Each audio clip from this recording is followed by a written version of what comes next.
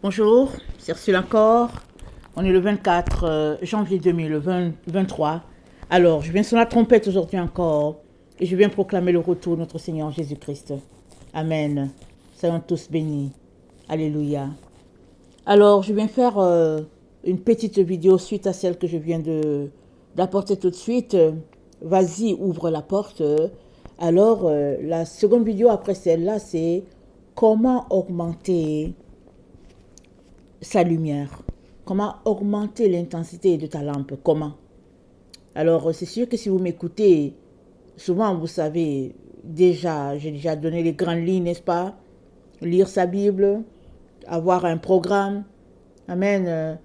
Ne pas venir juste devant Dieu quand on a le temps. Et puis si on n'a pas le temps, ben voilà, on laisse passer. Mais il faut avoir un programme où on vient dans sa présence à tout moment. Il faut faire de Dieu notre priorité. Il faudrait choisir de sortir des ténèbres et de marcher dans la lumière. Parce qu'il y a deux voies seulement sur la terre. Il y a la voie de la lumière et la voie des ténèbres. C'est pas vrai qu'il y a une troisième voie au milieu. Amen. Les gens qui sont dans les sectes, ils pratiquent, ils aiment être sur une troisième voie. C'est-à-dire la voie qui les arrange, ils aiment être là-dessus, ils prennent un peu de ténèbres, un peu de lumière et puis ils naviguent là, sur ce chemin-là. Amen. Mais ce n'est pas comme ça que nous devons nous comporter. Nous devons plutôt choisir une voie. Jésus-Christ nous dit dans Apocalypse 22, le verset 11, il dit que l'injuste soit encore injuste et que le juste encore pratique sa justice. Ça veut dire qu'il y a une seule voie. Amen. Un être humain peut choisir une seule voie. Et je nous encourage tous à prendre la voie de la lumière. Parce que la voie de la lumière, c'est la voie que Dieu a prévue pour tout humain. Parce qu'il a prévu pour qu'on ait les relations avec les anges, pas avec les démons. Mais si tu prends la voie des ténèbres, tu te retrouveras avec les démons un jour. Tu croiseras des personnes qui pratiquent les choses mal, les choses fausses. Et tu seras séparé de Dieu, parce que Dieu est lumière. Dieu ne veut pas cela pour toi. Alors, il t'a envoyé sur la terre et il t'a déjà donné des consignes sur comment tu devais te comporter. Je nous encourage donc à pratiquer les consignes de notre Dieu. Amen. Et dans Osée 4, Dieu dit quelque chose à ses enfants. Il dit, mon peuple est détruit parce qu'il lui manque la connaissance. Puisque tu as rejeté la connaissance, je te rejeterai et tu seras dépouillé de mon sacerdoce. Puisque tu as oublié la loi de ton Dieu, j'oublierai aussi tes enfants. Alors, tes enfants, quand ils parlent des enfants, ils parlent de la descendance, ils parlent des fruits qui viennent de toi.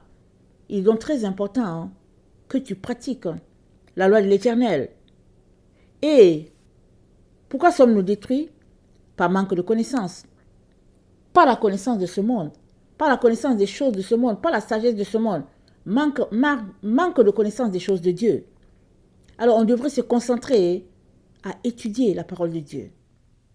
Il faudrait qu'on fasse des recherches pour nous-mêmes.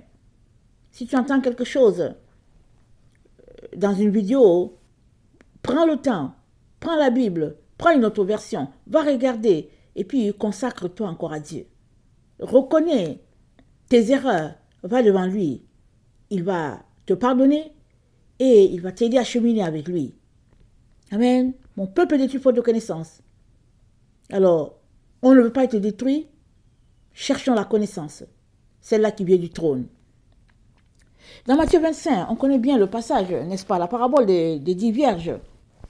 5 étaient sages, 5 étaient folles. Les sages, en partant, c'est dit qu'elles ont pris de l'huile avec elles, pas les folles. Et l'huile, c'est quoi? On a vu que les pensées, nos pensées, c'est ça la lumière.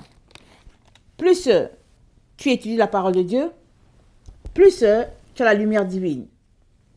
Le verset 3, les folles, en prenant leur lampe, ne prirent point d'huile avec elles. C'est-à-dire, les folles, elles avaient leur pensée pour Dieu. Elles aiment Dieu, parce que c'est dit, c'est des vierges, c'est-à-dire qu'elles étaient consacrées. C'est-à-dire, elles sont engagées à suivre Jésus. Elles n'avaient pas d'autres hommes dans leur vie. Elles avaient choisi Jésus. Mais elles avaient une erreur dans leur vie. C'est qu'elles n'ont pas pris des réserves Alors que les sages se disent, mais les sages prirent avec leurs lampes de l'huile dans les vases. Les sages avaient du Saint-Esprit avec elles, elles en avaient en masse, elles en avaient beaucoup. Amen. Les folles, elles sont juste parties à la rencontre du Seigneur, elles ne se sont pas préparées. Du moins, c'est ça que le texte dit. Alors, les lampes, on vient de voir avec la vidéo tantôt, les lampes sont nos pensées. Si on passe le temps à lire la parole de Dieu, à la mettre en pratique, amen, nos pensées vont devenir les pensées de Dieu. On a lu dans Ésaïe 55, il dit, mes voix ne sont pas vos voix, mes pensées ne sont pas vos pensées. Mes voix sont au-dessus de vos voix, mes pensées au-dessus des vôtres. Pourquoi Dieu dit-il cela? Parce que il a une façon de penser qui ne concorde pas avec la façon de voir du monde. Et pour acquérir la pensée de Dieu, c'est possible. Mais nous avons besoin de venir. Nous avons besoin de nous dépenser. Nous avons besoin de consacrer du temps à Dieu pour cela. Ça ne se fait pas du tic-au-tac. Ce n'est pas parce que tu dis que tu es chrétien que du tic-au-tac que les choses vont marcher pour toi. Non. Tu as besoin de prendre du temps devant ton Dieu. Tu as besoin de changer les choses qui doivent être changées. Alors, les sages ont pris de l'huile dans les vases, les folles n'en ont pas pris. Alors, si tu passes ta vie, amen, à lire ta Bible, à pratiquer, à marcher comme Dieu s'attend, alors tes pensées deviennent comme les pensées de Dieu et puis tes pensées deviennent une lampe, cette lampe-là qui te dirige. Amen. Et tu vas assurer la victoire. Amen. Pour le camp de Dieu. Parce que tu penses désormais comme Dieu, tu vois les choses comme Dieu et Dieu peut te faire confiance et te communiquer beaucoup de ces choses.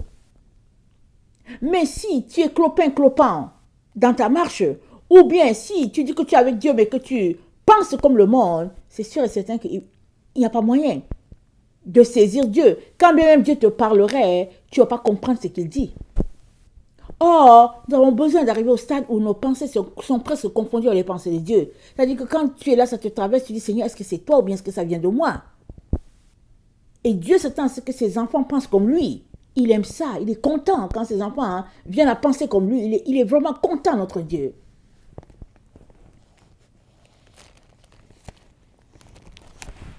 Dans Deutéronome 4, il nous a montré comment nous comporter. On connaît bien le passage. Il a dit, verset 6, ces commandements que je te donne aujourd'hui seront dans ton cœur. Tu les inculqueras à tes enfants et tu en parleras quand tu seras dans la maison, quand tu seras en voyage, quand tu te coucheras, quand tu te lèveras. Tu les liras comme un signe sur tes mains. Ils seront comme des frontaux entre tes yeux. Et tu les écriras sur les poteaux de ta maison, sur tes portes. Ils seront comment? Ils seront comme un signe sur tes mains et ils seront comme des frontaux entre tes yeux.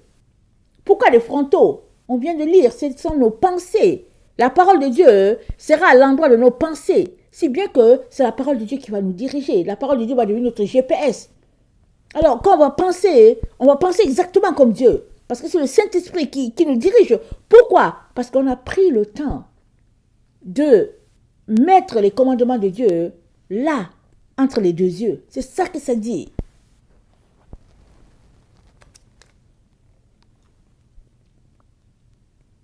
Le psaume 119.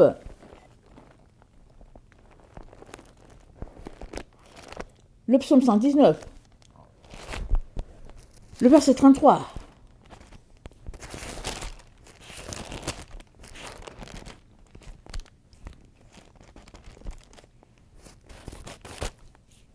Psaume 119, verset 33.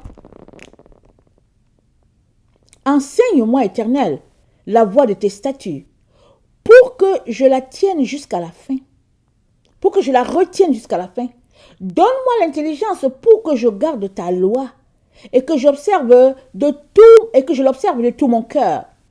Conduis-moi dans les sentiers de tes commandements, car je l'aime. Incline mon cœur vers tes préceptes et non vers le gain. Détourne mes yeux de la vue des choses vaines. Fais-moi vivre dans ta voie. Détourne mes yeux de la vue des choses vaines. Fais-moi vivre dans ta voie. C'est une prière. C'est un soupir. Et quand tu fais cette prière, mets-toi directement, prends ta Bible, mets-toi à pratiquer ce qu'il y a là-dedans. Dieu va t'aider. Ta lumière va aller grandissante. Comme en plein midi, comme c'est dit dans le Proverbe 4. Dans le Proverbe 4, voilà ce que ça dit. C'est dit, le verset 14, n'entre pas dans les sentiers des méchants. Ne marche pas dans les voies des hommes mauvais. Évite là, n'y passe point. Détourne-t'en et passe outre. Car ils ne dormiraient pas s'ils n'avaient fait le mal. Le sommeil leur serait ravi s'ils n'avaient fait tomber personne. Car c'est le pain de la méchanceté qu'ils mangent. C'est le vin de la violence qu'ils boivent. Écoute bien, le sentier des justes est comme la lumière resplendissante, dont l'éclat va croissant jusqu'au milieu du jour. La voie des méchants est comme les ténèbres, ils n'aperçoivent pas ce qui les fera tomber. Le méchant n'aperçoit pas ce qui le fera tomber, mais le juste, il est prévenu à l'avance. Et sa lumière va grandissante. À l'avance, il sait ce qui va lui arriver. Il sait. Si bien qu'il prépare déjà ses munitions pour le combat. C'est ça la voie du juste, contraire à la voie du méchant. Proverbe 16, le verset 16. Combien acquérir la sagesse vaut mieux que l'or? Combien acquérir l'intelligence est préférable à l'argent? Le chemin des hommes droits, c'est d'éviter le mal. Celui qui garde son âme veille sur sa voie. L'arrogance précède la ruine et l'orgueil précède la chute. Combien acquérir la sagesse vaut mieux que l'or? Combien acquérir l'intelligence est préférable à l'argent? Proverbe 15, le verset 32. Celui qui rejette la correction méprise son âme, mais celui qui écoute la réprimande acquiert l'intelligence. La crainte de l'Éternel enseigne la sagesse, et l'humilité précède la gloire. Celui qui rejette la correction méprise son âme, mais celui qui écoute la réprimande acquiert l'intelligence. La crainte de l'Éternel, cela enseigne la sagesse. Amen. Et le dernier verset que je vais lire, amen, afin de t'encourager, n'est-ce pas, à mettre du temps de côté pour ton Dieu, et je te conseille le préférable matin. Amen. N'attends pas la nuit quand tu es fatigué. Fais-le le matin, avant que les enfants se lèvent, si tu as des enfants, tôt le matin. Et si tu dois partir pour travailler à 5 heures, lève-toi à 4 heures. Lève-toi à 4 heures, prends ce temps devant ton Dieu. Tu vas voir, ta vie sera changée dans le bon sens. Amen. Sagesse 9, le verset 13. Je lis dans ma Bible Taube. Sagesse 9, le verset 13. Ça dit ceci. Quel homme pourrait connaître la volonté de Dieu? Qui donc pourrait se faire une idée des intentions du Seigneur? Les pensées des mortels sont hésitantes, précaires nos réflexions. Le corps soumis à la corruption alourdit l'âme. L'enveloppe de terre est un fardeau pour l'esprit sollicité en tous sens. Déjà, nous avons peine à nous représenter les réalités terrestres. Même ce qui est à notre portée, nous le découvrons avec effort. Mais les réalités célestes, qui les a explorées? Et ta volonté, qui donc l'aurait connue si tu n'avais pas donné toi-même la sagesse et envoyé d'en haut ton Saint-Esprit? Ainsi furent rectifiés les sentiers de la terre. Les hommes furent instruits de ce qui te plaît et sauvés par la sagesse. Amen. Nous devons donc prendre du temps pour étudier la sagesse divine. Prenons la Bible. Il y a plein de versions. Au lieu qu'on passe le temps à investir sur les chaussures et les sacs, nous les femmes, et qu'on passe le temps à acheter des belles cravates et puis des beaux souliers, les hommes, prenons le temps d'acheter des Bibles, différentes versions. Ce n'est même pas cher. Et puis, asseyons-nous, étudions la parole. Donnons juste 1 heure pour un début. Donnons 1 heure à notre Dieu pour étudier la parole. Notre vie, elle sera changée. Elle sera transformée. Et puis, je vous conseille une chose. Pratiquons la repentance. Ce n'est pas vrai que, parce que Jésus-Christ nous a sauvés, on n'a plus besoin de se repentir. Non, Pratiquons la repentance. Même si tu ne sais pas le péché que tu as fait, même si tu ne te souviens pas de ce qui s'est passé, viens devant Dieu. Prends le temps pour lui demander pardon pour tes péchés. Prends le temps. Sa grâce va t'aider. Il va te pointer des péchés que peut-être tu avais oubliés. Il va te pointer des choses qui peut-être pour toi ce n'est pas des péchés. Et puis lui, c'est un péché. Amen. Il va t'aider. Et ta lumière va aller grandissante parce que tu viens toujours devant lui pour dire, papa, je suis là. Papa, je suis là. Il va t'aider. Amen. Que le Seigneur bénisse sa parole. Je vous aime beaucoup. Dieu davantage. Maranatha, Jésus revient. Amen. Et alléluia. Soyez bénis.